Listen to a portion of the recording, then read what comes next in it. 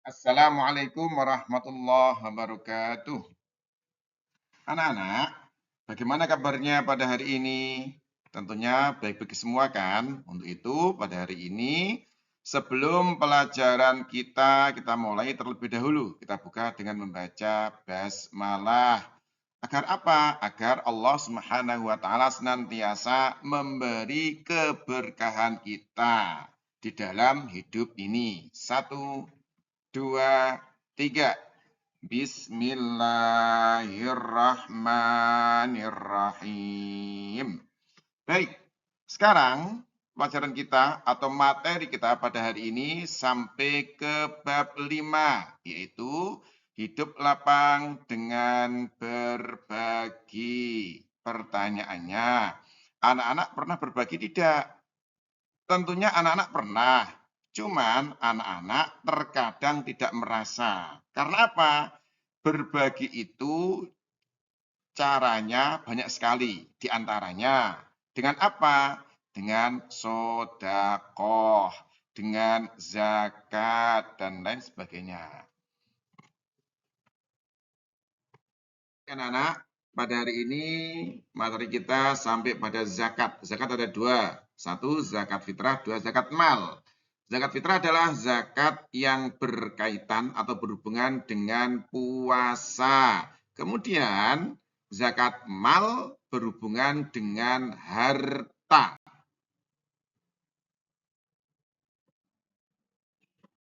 Mal juga disebut zakat harta yang harus dikeluarkan oleh seseorang sesuai dengan ketentuan-ketentuan yang berlaku menurut syariat Islam.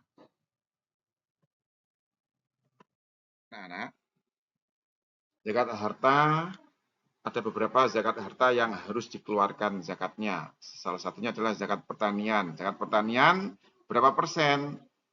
10% ketika hasil pertanian tersebut melalui air hujan.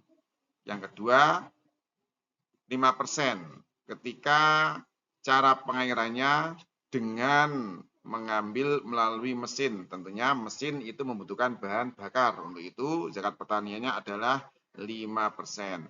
Yang kedua adalah zakat perdagangan. Perdagangan ini selama 1 tahun baru dihitung ada berapa keuntungannya. Kalau untuk ukuran keuntungan itu melalui emas sekitar harga emas sekitar 86 gram. Nah, ketika keuntungannya dihitung sama dengan harga 86 gram emas, maka harus dikeluarkan zakatnya. Berapa persen? 2%, 2,5%. Yang ketiga adalah zakat binatang ternak. Zakat binatang ternak banyak sekali. Salah satunya adalah kambing. Berapa nisabnya, ukurannya?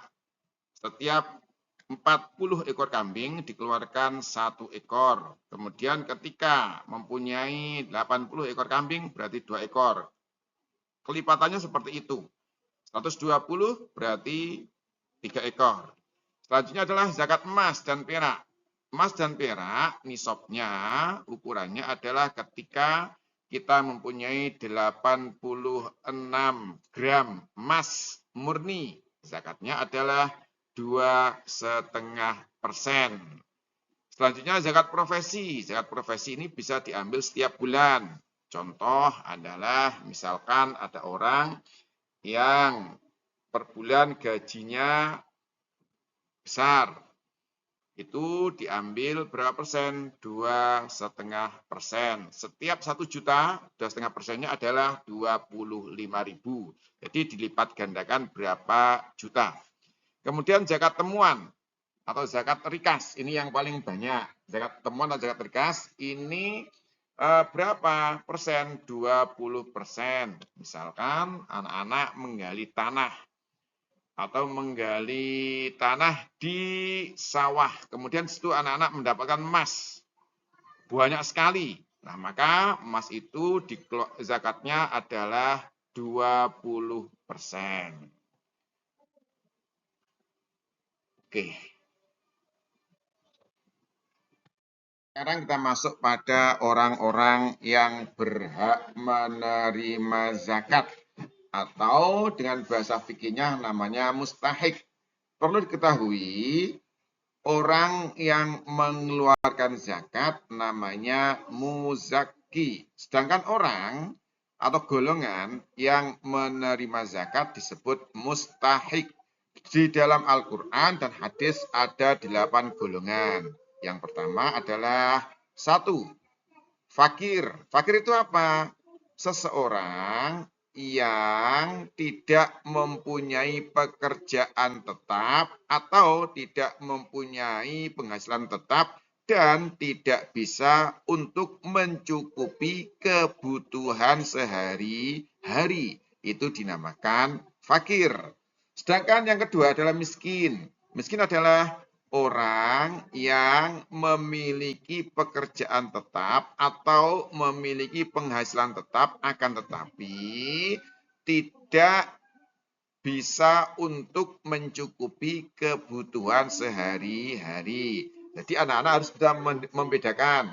Fakir, orang yang tidak mempunyai penghasilan tetap atau orang yang tidak mempunyai pekerjaan tetap. Penghasilannya tidak bisa mencukupi kebutuhan sehari-hari. Sedangkan miskin adalah orang yang mempunyai penghasilan tetap atau orang-orang yang mempunyai pekerjaan tetap tetapi penghasilannya tidak bisa mencukupi kebutuhan sehari-hari, itu adalah miskin.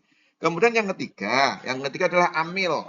Amil ini disebut juga orang yang mengurusi zakat. Kalau di kampung-kampung panitia itu bukan amil, ya. Karena apa? Amil itu yang bisa menentukan adalah 1. Pemerintah.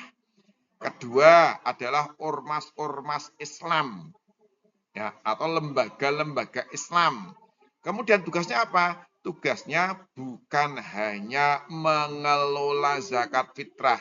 Sedangkan di kampung kebanyakan adalah hanya mengelola zakat fitrah. Tapi kalau amil yang dibentuk oleh pemerintah, amil yang dibentuk oleh ormas Islam, itu adalah di samping dia mengurusi zakat fitrah, juga mengurusi zakat mal atau zakat harta. Dia mencari orang yang berhak untuk mengeluarkan zakatnya, kemudian dia mengambil zakat daripada mereka. Itu namanya amil. Kemudian yang keempat adalah mu'allaf. Mu'allaf itu apa? Mu'allaf itu adalah yang pertama, orang-orang yang baru masuk Islam. Ya, walaupun dia kaya, kalau dia baru masuk Islam boleh atau berhak menerima zakat. Yang kedua adalah orang-orang yang masuk Islam akan tetapi keimanannya masih lemah. Bisa juga dilihat dari kehidupan sehari-hari. Contoh misalkan dia tidak pernah ke masjid walaupun Islam.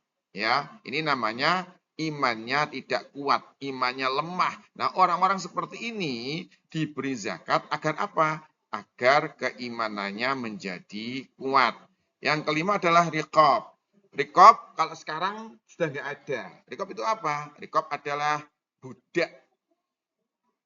Budak itu berhak mendapatkan zakat. Ini zaman dahulu, sekarang sudah nggak ada. Ya, budak itu apa? Ya manusia. Bisa diperjualbelikan sebagaimana harta benda. Nah, untuk itu kalau sekarang sudah tidak ada budak, ya. Kemudian yang keenam adalah gharim. Gharim itu apa? Gharim adalah orang yang terlilit hutang yang banyak. Kemudian dia tidak mampu untuk membayarnya. Walaupun dilihat dari lahirnya, mungkin rumahnya besar. Tetapi kalau dia hutangnya banyak dan tidak bisa membayar, maka orang-orang seperti ini adalah dinamakan gharim. Orang yang berhak menerima zakat. Yang ketujuh adalah fisabilillah, yaitu orang-orang yang berjuang di jalan Allah. Orang-orang yang berjuang di jalan Allah ada 2. Yang pertama, memang betul-betul jihad dengan mengangkat senjata. Kalau sekarang sudah tidak ada, nggak ada ya, sekarang nggak ada. Kalau zaman dahulu, zamannya Rasulullah itu banyak, zamannya sahabat itu banyak. Karena apa? Pada waktu itu banyak jihad-jihad. Zaman sekarang pun ada, tapi bukan di Indonesia. Mungkin di Afghanistan, mungkin di Irak, dan lain sebagainya.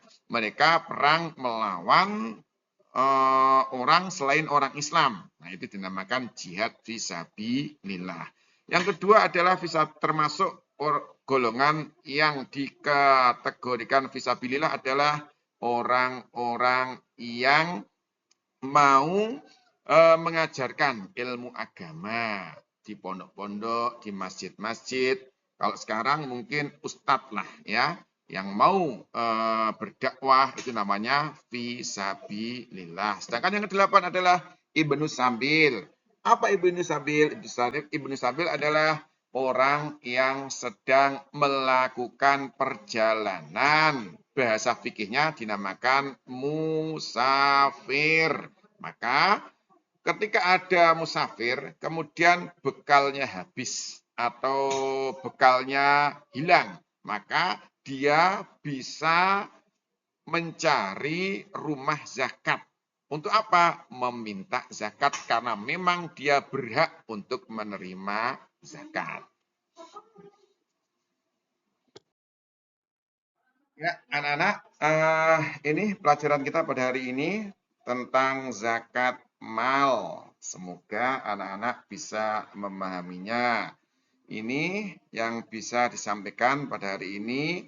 Syukron. Wassalamualaikum warahmatullahi wabarakatuh.